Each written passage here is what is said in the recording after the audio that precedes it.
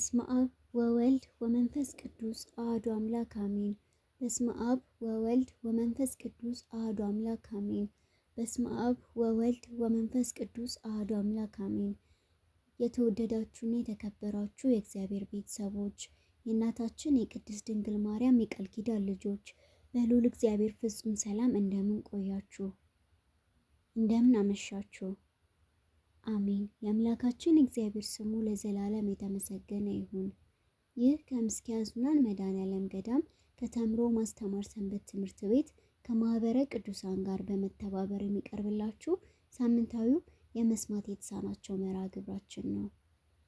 እስከ መርሃ ግብራችን ፍጻሜ ድረስ አብራችሁ እንድትቆዩ በእግዚአብሔር ስም እንጠይቃለን።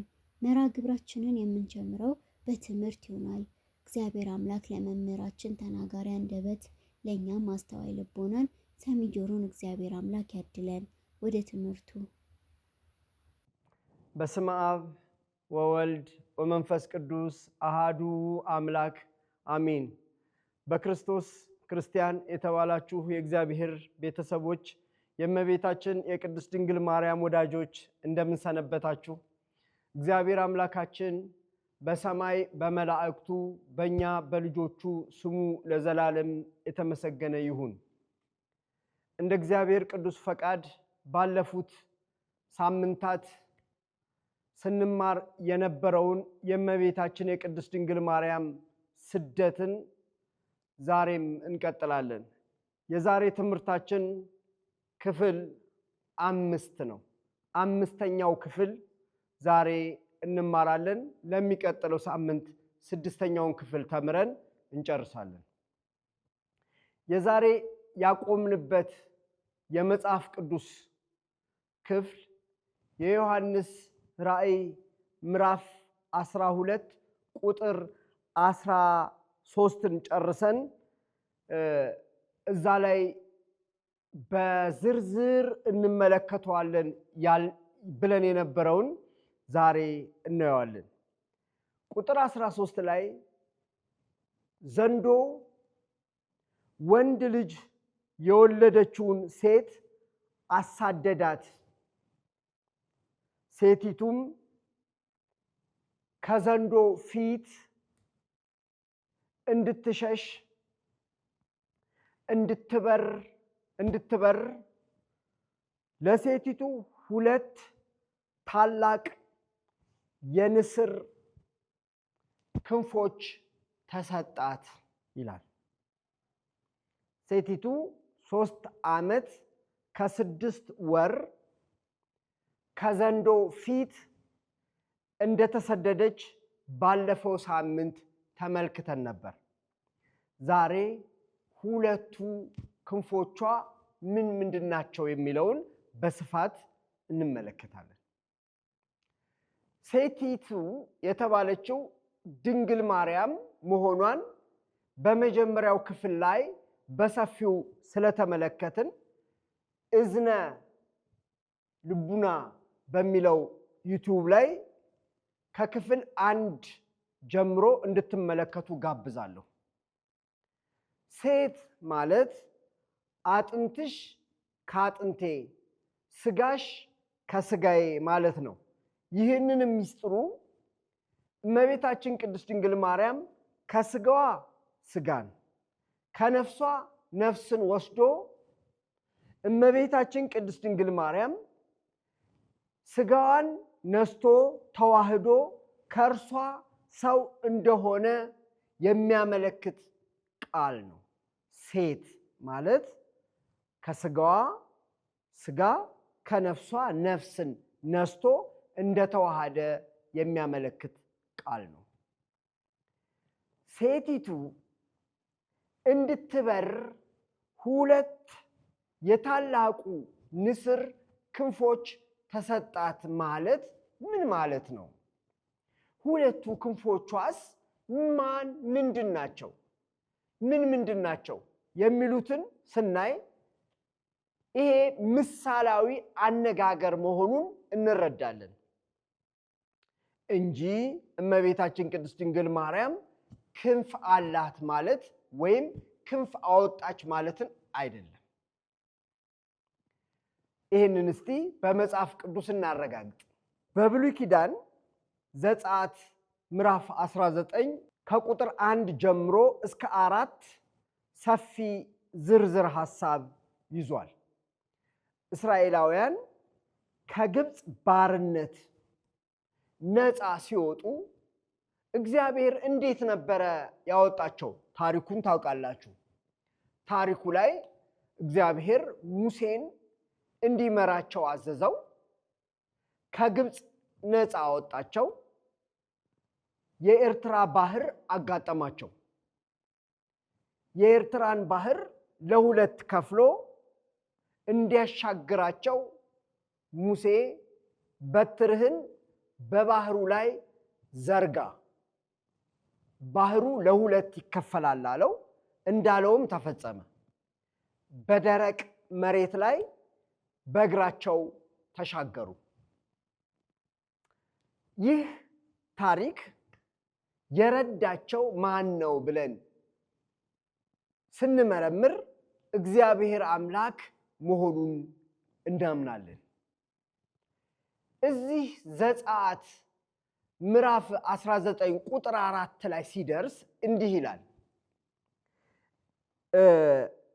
ከግብፃውያን ያደረግኩትን በንስር ክንፍ እንደተሸከምኳችሁ ወደ እኔም እንዳመጣኋችሁ አይታችኋል ይላል።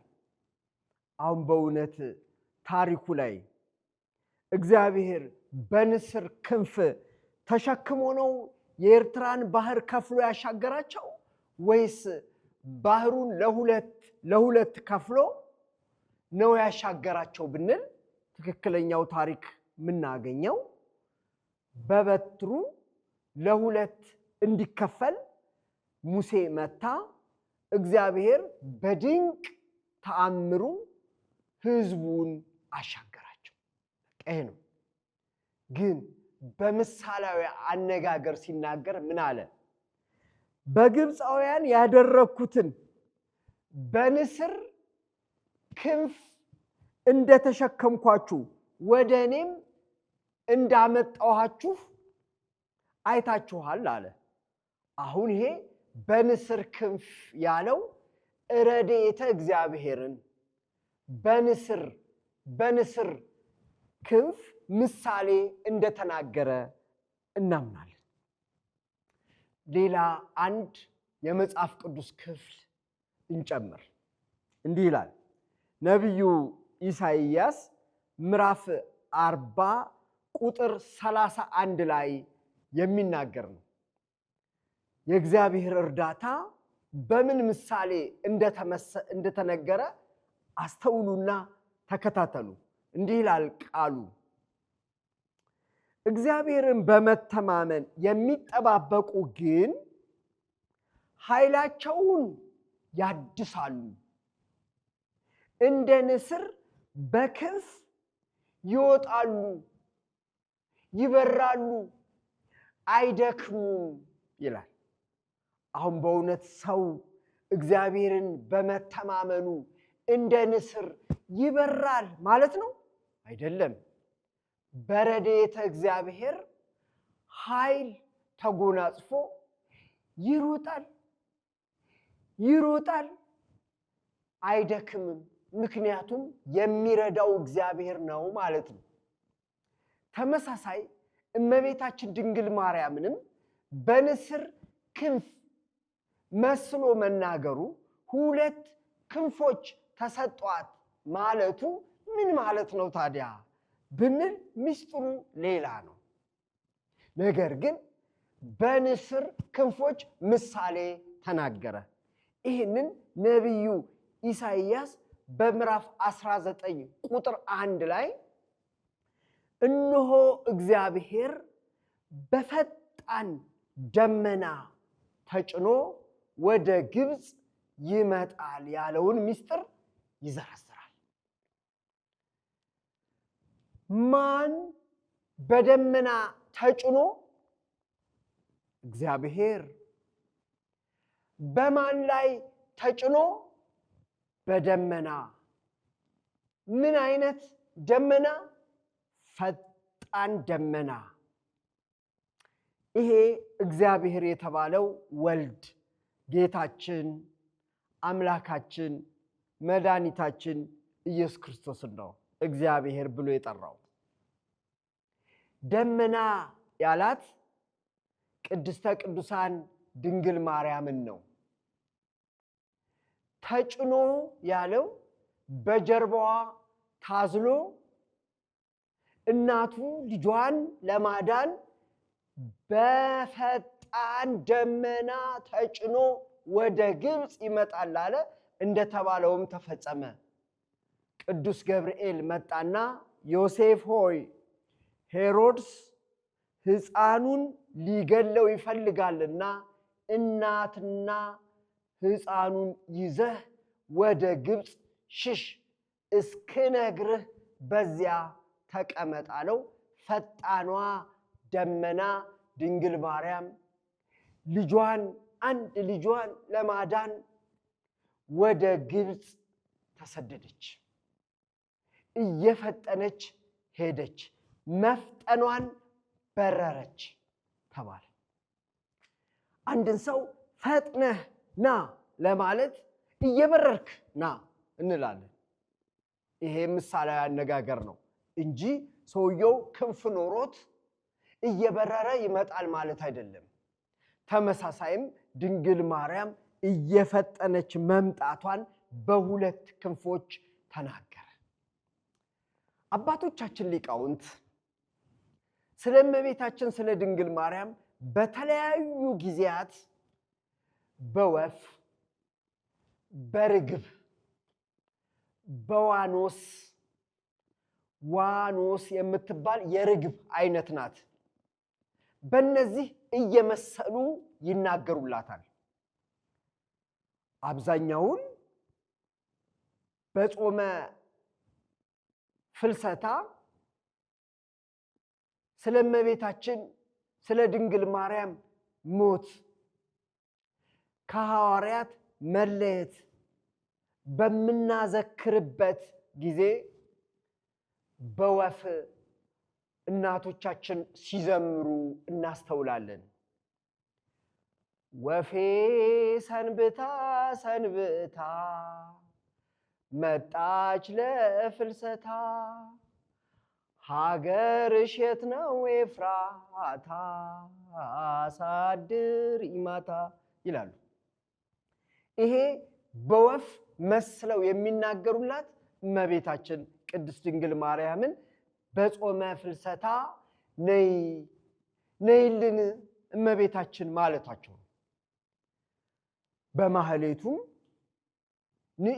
ንኢ ርግቤ እያሉ አባቶች ይዘምሩላታል። ይህንን በመጽሐፍ ቅዱስ እናገኛለን ወይ ብለን ብንጠይቅ፣ አዎ እመቤታችን ቅድስት ድንግል ማርያም ተሰዳ ደብረ ቁስቋም ላይ ማረፏን አባታችን ቅዱስ ዳዊት በመዝሙር 83 ቁጥር 3 ላይ ወፍ ለእርሷ ቤትን አገኘች፣ ዋኖስም ጫጩቶቿን የምታኖርበትን ቤት አገኘች ብሎ አስቀድሞ ትንቢት ተናግሯል። ትንቢቱ ይፈጸም ዘንድ እመቤታችን ድንግል ማርያም ከገሊላ ከሀገሯ ተሰዳ ቤቷን አታ ልጇን ይዛ ስትንከራተት በረሃ ለበረሃ በውሃ ጥም በረሃብ በስቃይ በጭንቀት በሐዘን በለቅሶ በኋላ 3 ዓመት የጭንቀቷን ዘመን በደብረ ቁስቋም ተራራ ላይ ለእርሷ እና ለልጆዋ እንዲሁም አብረዋት ለተሰደዱ ለዮሴፍና ለሰሎሜ ማደሪያ ቤትን ማረፊያ ቦታን ደብረ ቁስቋምን እና ኢትዮጵያ ሀገሯን አገኘች ለማለት ወፍ ለእርሷ ቤትን አገኘች። ዋኖስ ጫጩቶቿን ከእርሷ ጋር አብረዋት የተሰደዱትንና ልጇን የምታኖርበትን ቤት አገኘች ብሎ በወፍ ምሳሌ ተናግሮላታል። መቼ ቤት አጣች? ሄሮድስ ልጇን ሊገልል ሲል። የት ቦታ ቤት አገኘች? ቤት ማደሪያ ለጊዜው ደብረ ቁስቋምን በአማላጅነቷ የሚተማመኑ ኢትዮጵያውያን እንግዳ ተቀባዮች ስለሆኑ እመቤታችን ድንግል ማርያም ልጇን ስትመለከት ልጇ 2 ዓመት ሲሆን ያን 3 ዓመት ሲጨርስ ወደ ኢትዮጵያ ሲመለከት አይኑ ወደዛ ሆኖ ፈገግ እያለ ሲያይ ልጄ ምንድነው ወደዛ ያየ ፈገግ ትላለህ ብላ ስትጠይቀው እናቴ እኔን ወልድ ዋህድ ብለው የሚያምኑ በኔ አምላክነት ክርስትናን የሚቀበሉ በኔ አምነው ክርስቲያን የሚሆኑ ኢትዮጵያ ሀገርን እያየሁ ነው ሲላት ያችንም ሀገር ላንቺ አስራት አድርጌ ሰጥቼሻለሁ ሲላት በዚህም ምክንያት እኛ ኢትዮጵያውያን ለእመቤታችን ለድንግል ማርያም አስራት በኩራት አድርጎ ሰጥቷታል ብለን የምናምንበት የዚያን ጊዜ ቅዱስ ኡራኤልን እናቴን ከኔ ጋር የተሰደዱትን ሁሉ በደመና ጭነህ ወደ ኢትዮጵያ አዙረህ አሳይ ሲባል በደመና እመቤታችን ልጇን ዮሴፍ ሰሎሜ ተጭነው በደመና ወደ ኢትዮጵያ ተዟዙረዋል። ወፍ ቤትን አገኘች። ዋኖስም ጫጩቶቿን የምታኖርበትን ቤት አገኘች የተባለው ኢትዮጵያ እየዞረች ብዙ ገዳማትን እየባረከች ድንግል ማርያም ከልጇ ጋር ስለተዟዟሩ ኢትዮጵያውያን ደግሞ እንግዳ በማየት እንግዳ በመመልከት ሀገሩ አዲስ እንግዳ ስለመጣለት ሲጨነቅ የኢትዮጵያ ድንኳኖች ሲጨነቁ አየሁ የተባለው ተፈጸመ። ኢትዮጵያውያን ጣና ገዳም ላይ በባህር በደመና ተጭና ስትመጣ ስላዩት ያንን ቦታ እስካሁን ጣና ተብሎ ይጠራል። ጣና ማለት በደመና ተጭና መምጣቷን ለማስታወስ ጣና ጫና በደመና ማለት በደመና ተጭና ለማለት ትርጉሙ ጻ በኢትዮጵያውያን ፊደል ይወራረሳል፣ ይቀያየራል።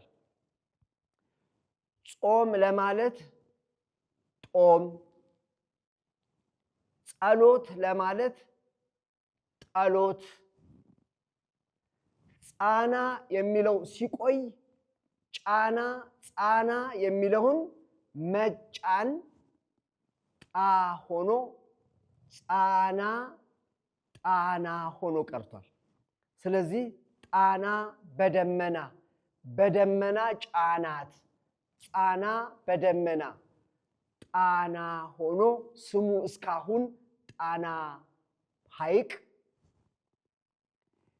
ጣና ገዳም ላይ እመቤታችን ድንግል ማርያም እንድትጎበኝ ወፍ ለእርሷ ቤትን አገኘች።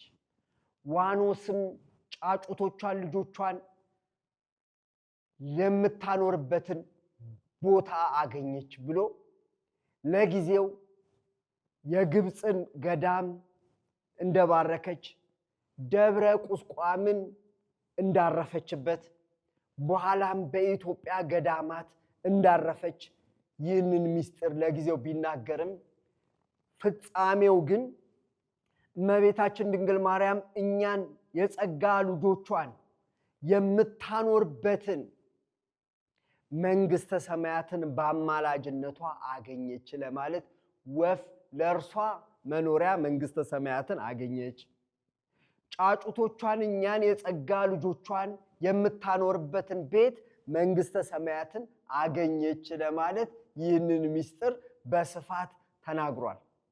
አዎ እመቤታችን ድንግል ማርያም በመዝሙረ ዳዊት መዝሙር 44 ቁጥር 16 ላይ በአባቶችሽ ፈንታ ልጆች ተወለዱልሽ፣ በምድር ላይ ገዢዎች አድርገሽ ትሾሚያቸዋለሽ ብሎ ተናግሯል።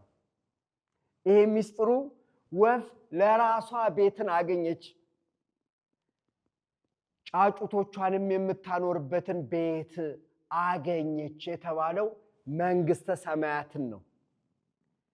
በልጇ ቸርነት በእርሷ አማላጅነት እኛ ልጆቿ መንግሥተ ሰማያትን የምንኖርበትን ቤት ማግኘታችንን በምድር ላይ ገዢ አድርገሽ ትሾሚያቸዋለሽ አለ።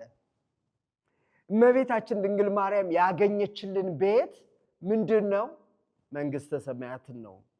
በአባቶችሽ ፈንታ በአማላጅነትሽ የሚተማመኑ ልጆች የጸጋ ልጆች አገኘሽ፣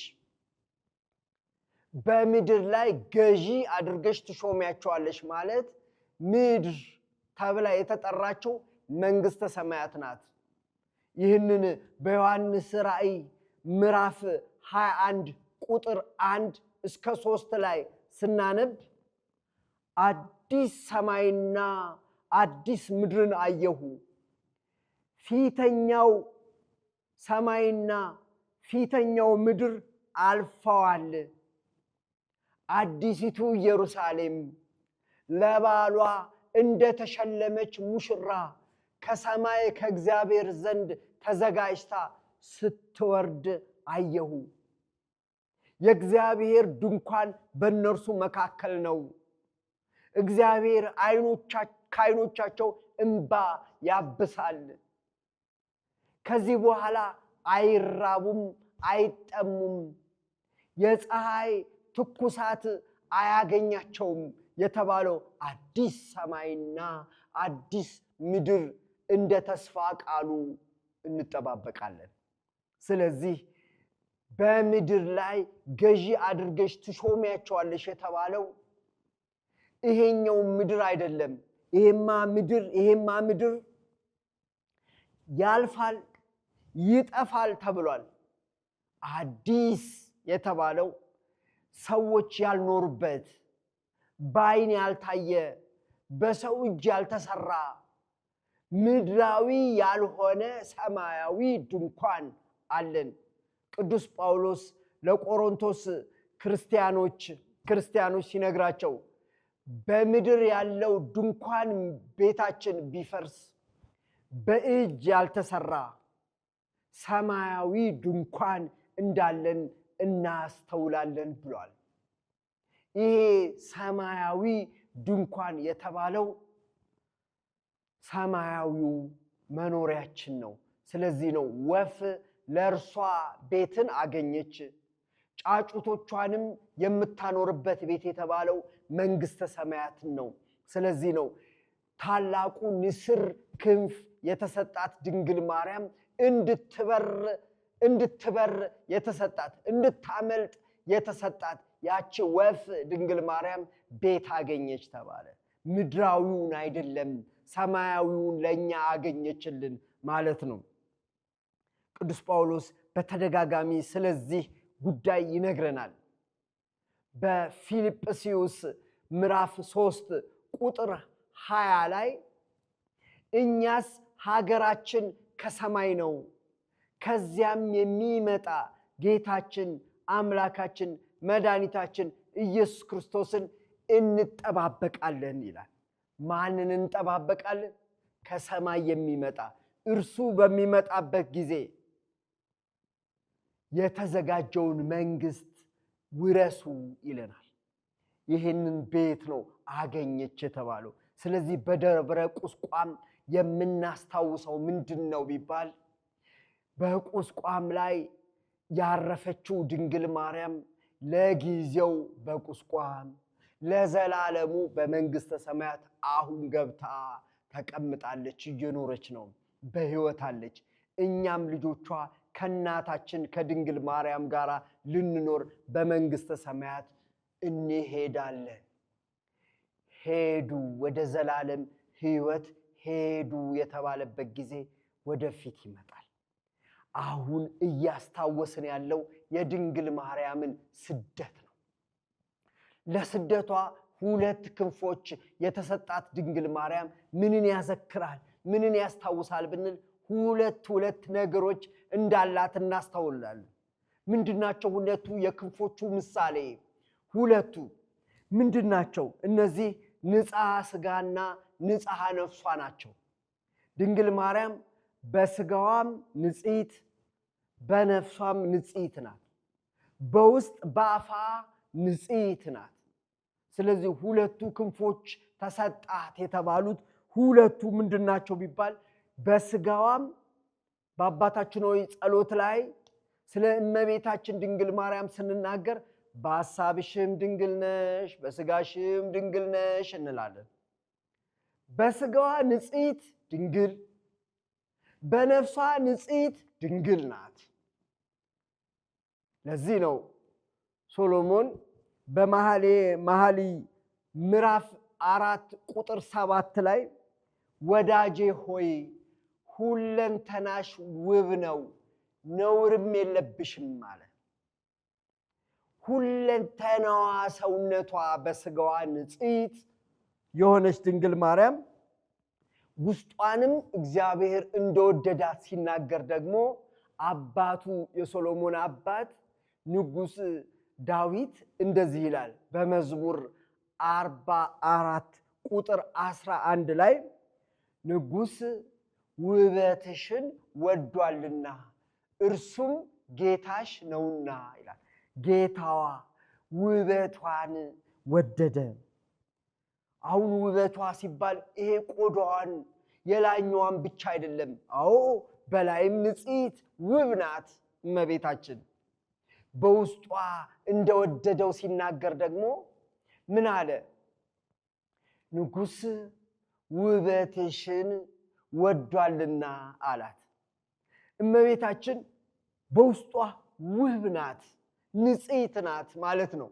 ሰው የሚያየው እገሌ ወይም እገሊት ውብ ናት የሚለው እላይኛዋን እያየ ነው። ሰው እንደሚያይ እግዚአብሔር አያይም። እግዚአብሔር የሚያየው ውስጥንም ጨምሮ ነው። ስለዚህ ድንግል ማርያም ለቅዱስ ገብርኤል ምንድን ነው ያለችው? ወንድ አላቅም እንዴት ይሆናል? ምን ማለት ነው? በሐሳቧ ውስጥ ወንድ የሚባል ነገር የለም። በድንግልና በንጽህና ለመኖር ያቀደች እግዚአብሔር ሲፈጥራት ንጹህ የሆነች እግዚአብሔር ንጹህ አድርጎ የፈጠራት ድንግል ማርያም በንጽህና ለመኖር ወስና ስለሆነ እግዚአብሔር ምስራቁን፣ ምዕራቡን፣ ሰሜኑን፣ ደቡቡን አየ፣ ፈለገ፣ አሻተተ። እንዳንቺ የሆነ አላገኘም የተባለው ድንግል ማርያም በውስጧም በውጯም በሐሳቧም በሥጋዋም ድንግል ስለሆነች ነው። ሁለቱ ክንፎቿ እነዚህ ናቸው። ገብርኤል በሥጋዋ ድንግል ስለሆነች በሉቃስ ወንጌል ምዕራፍ 1 ቁጥር 27 ላይ በስድስተኛው ወር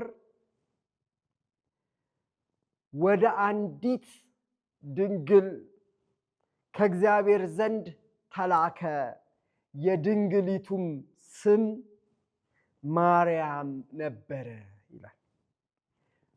አንዲት ድንግል ሌላ አይደለችም። አስቀድሞ አንዲት ሴት ብለን የተማርነውን ያስታውሰናል። አንዲት ድንግል በስጋዋ ድንግል የሆነች።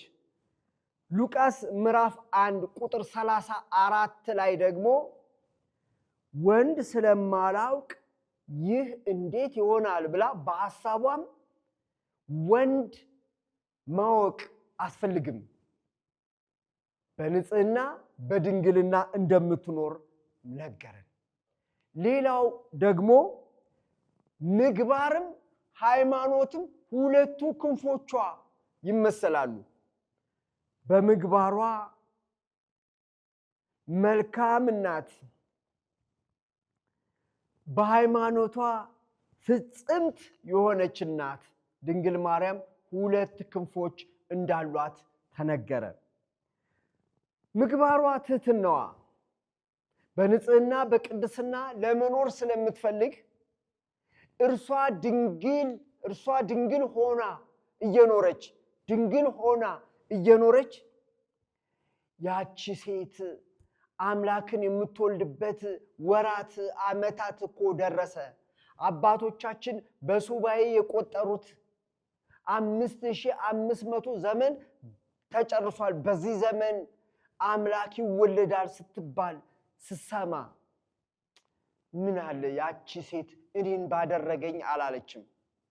በዘመኗ ደርሼ እግሯን አጥቤ ለሷ ታዝዤ በተላላኳት ገረዷ በሆንኩ ብላ በትህትና ትኖር ነበረ።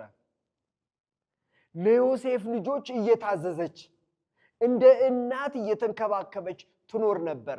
ትህትናዋን አያችሁ? አንደኛዋ ምግባሯን ተመልከቱ። ድንግል ማርያም በትህትና የምትኖር እናት። ዘመድሽ ኤልሳቤጥ ጸንሳለች 6 ወር ሆኗት ስትባል እኔ አምላክ እናት ነኝ፣ የአምላክ እናት እንደመሆኔ መታ ትጎብኘኝ እንጂ እኔ ወደ እርሷ አልሄድም አላለችም። ይህን ትህትናዋ አስነስቶ ወደ ተራራማው ወደ ኤፍሬም ሀገር እየበረረች ሄደች። ኤልሳቤጥን ሰላም አለቻት። ትህትናዋን። ሃይማኖቷማ ሊታመን የማይችል ከባድ ጉዳይ ብስራት ስትሰማ እንዴት ይሆናል? ድንግል እንዴት ትጸንሳለች? አይሆንም በፍጹም እያለች አልተጠራጠረችም። እንደ ቃልህ ይሁንልኝ ብላ አመነች። ለዚህ ነው ቅድስት ኤልሳቤጥ ምን አለች? የጌታዬ እናት እንዴት ወደ እኔ ትመጭ ዘንድ እንዴት ይቻላል? ያመነች ብፅዕት ናት ብላ አመስግናታለች። የሉቃስ ወንጌል ምዕራፍ 1 ቁጥር 45 ላይ ስትመለከቱ እምነቷ ብፅዕት አሰኝቷታል። እሷም ስለ ትህትናዋ የባሪያውን ውርደት ተመልክቷልና አለች። ስለዚህ ሁለቱ ታላቅ ክንፎቿ ሃይማኖትና ምግባር ነው። ሌላ ረድኤተ እግዚአብሔርም ይመሰላል። አቡሊዲስ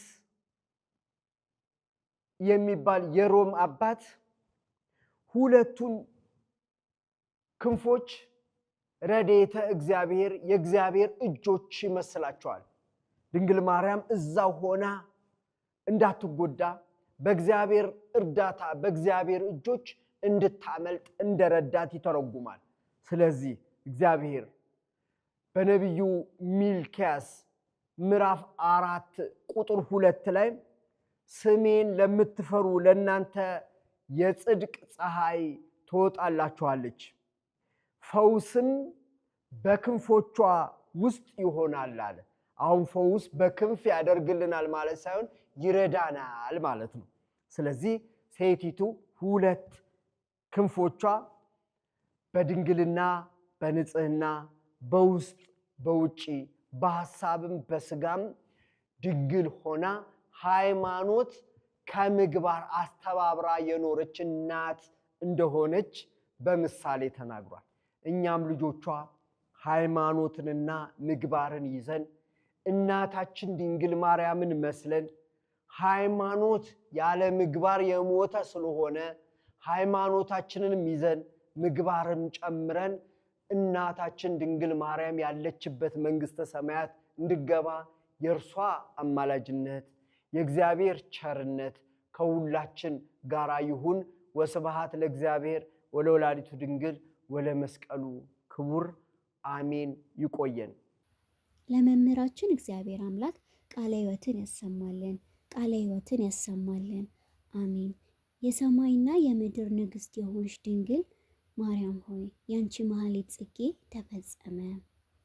እመቤታችን ቅድስት ድንግል ማርያምና ጌታችን ኢየሱስ ክርስቶስ ዮሴፍና ሰሎሜ በደመና ተጭነው ከግብፅ ወደ ኢትዮጵያ ሲመጡ ናግራን ከተባለ አገር ደረሱ። በናግራን ሳሉ ጌታ እንዲህ አለ፣ ከቀኝ ጎኔ የሚፈሰው ደሜ በብርሃናት አለቃ በኡራኤል እጅ ተቀርቶ በቅድሚያ በዚች ሀገር ይፈሳል። እናቱንም እንዲህ አላት፣ አንቺ በድንግልና ጸንሰሽ በድንግልና እንደወለድሽኝ አምነው የሚያከብሩሽ በእኔም የሚያምኑ ብዙ የተቀደሱ ሰዎች በዚህ ሀገር ይወለዳሉ። ከናግራን ተነስተው ለትግራይ ትይዩ ከሚሆን ሐማሴን ከሚባለው ሀገር ሲደርሱ በምስራቅ በኩል ከፍተኛ ተራራ ተመለከቱና ወደ ተራራው ሄዱ። ጌታም በተራራው ላይ ሳሉ እናቱን እንዲህ አላት፣ ይቺ ተራራ ምስጋናሽ የሚነገርባት ቦታ ትሆናለች። የተራራዋም ስም ደብረ ሃሌሉያ ወይም ደብረ ዳሞ ይባላል። ትርጓሜውም የአምላክ ልጅ የመስቀሉ ቦታና የስሙ መገኛ ወይም አደባባይ ማለት ነው። ከዚህ በኋላ ታቦተ ጽዮን ወደምትኖርበት ወደ አክሱም ደረሱ። ታቦተ ጽዮን ባለችበት ቦታ ሳሉ ባዚን የተባለው የኢትዮጵያ ንጉሥ ታቦተ ጽዮንን ለመሳለም መጣ። የካህናቱ አለቃ አኪን ለንጉሥ የኢሳያስን መጽሐፍ አነበበለት። የተነበበውም የመጽሐፍ ክፍል ድንግል በድንግልና ጸንሳ በድንግልና ወንድ ልጅ ትወልዳለች፣ ስሙንም አማኑኤል ትለዋለች የሚል ነበር። ስደተኞቹ ግን ለንጉሱም ሆነ ለካህናቱ ሳይገለጡ የመጽሐፉን ቃል ከሰሙ በኋላ በደመና ተጭነው ወደ ደብረ አባይ ሄዱ። ጌታም እናቱን እንዲህ አላት፣ ይህች ሀገር እንደ አክሱም ለስምሽ መጠሪያ ርስት ትሆን፣ በኋላም ዘመን በቀናች ሃይማኖት ጸንተው ሕጌን የሚያስተምሩ አንቺን የሚወዱ ሰዎች ይኖሩባታል። ከዚያም በኋላ ከደብረ አባይ ተነስተው ዋሊ ወደሚባለው ገዳም ወደ ዋልድባ ሄዱ። በዋልድባ በረሃም ሳሉ በራባቸው ጊዜ ጌታ በዮሴፍ በትር የአንዱን እንጨት ስር ቆፈረ። 318 ስሮችን አወጣና ለእናቱ ብይ ብሎ ሰጣት። እናቱም ይህን የሚመር እንጨት አልበላም አለችው። ጌታም በኋላ ዘመን ስምሽን የሚጠሩ አንቺን የሚያከብሩ ብዙ መናንያን ይህን እየበሉ በዚህ ቦታ ይኖራሉ፣ እንጨቱም የሚጣፍጥ ይሆንላቸዋል አላት። ከዚህ በኋላ በደመና ተጭነው ከዋልድባ ወደ ጣና የባህር ወደብ ሄዱ። በጣና ደሴትም ደጋግ ሰዎች ተቀበሏቸው። 3 ወር ከ10 ቀን ተቀመጡ። የኢትዮጵያ ሰዎች በደስታ ተቀብሏቸው እንደ ግብፃውያን አላሰቃያቸውም። በጥር 18 ኡራኤል መጥቶ የሄሮድስን መሞት ነገራቸው። ወደ ሀገራቸው ይመለሱ ዘንድ በደመና ከተጫኑ በኋላ ጌታ እናቱን እንዲህ አላት፣ በኢትዮጵያ ውስጥ የሚገኙት ተራሮች ሁሉ ለስምሽ መታሰቢያ የሆኑ ዘንድ አስራት አድርጌ ሰጥቼሻለሁ። ተራሮቹን፣ ሜዳዎቹን፣ ኮረብታዎቹን፣ በሸዋ ውስጥ የሚገኙትን ተራሮቹን፣ ሜዳዎቹን አሳያት። እመቤታችን ሁሉንም ቦታዎች እየተዘዋወረች እንድታይ ልጇን ጠየቀችው። ልጇም የሚመለሱበት ጊዜ እንደደረሰ ነገራት። ተፈጸመ ናሁ ማኅሌተ ጽጌ ስሙ። እነሆ የተወደደው ማኅሌተ ጽጌ ተፈጸመ። ከዚህ በመቀጠል የመጨረሻው መርሃ ግብራችን ላይ ደርሰናል። መርሃ ግብራችንም የሚሆነው የምልክት ቋንቋ ትምህርት ይሆናል። ለመምህራችን ተናጋሪ አንደበት ለእኛም ማስተዋይ ልቦናን እግዚአብሔር አምላክ ያድለን። የሳምንት ሰው ይበለን። ቸር ይግጠመን። አሜን። በስመ አብ ወወልድ ወመንፈስ ቅዱስ አሐዱ አምላክ አሜን። የኢትዮጵያ ምልክት ቋንቋ ስሜት ገላጭ ምልክቶች ክፍል 4። መጀመሪያው መጨነቅ ወይም መሰቃየት። መጨነቅ፣ መሰቃየት። መረጋጋት፣ መረጋጋት፣ መረጋጋት፣ መረጋጋት። መርካት፣ መርካት፣ መርካት፣ መርካት። መራራ፣ መራራ ወይም መምረር፣ መራራ ወይም መምረር። መጠማት፣ መጠማት፣ መጠማት። መረበሽ፣ መረበሽ፣ መረበሽ። እንክብካቤ፣ እንክብካቤ። መጮህ፣ መጮህ፣ መጮህ። ህሊና፣ ህሊና፣ ህሊና፣ ህሊና። ምቾት፣ ምቾት፣ ምቾት። ወስብሐት ለእግዚአብሔር።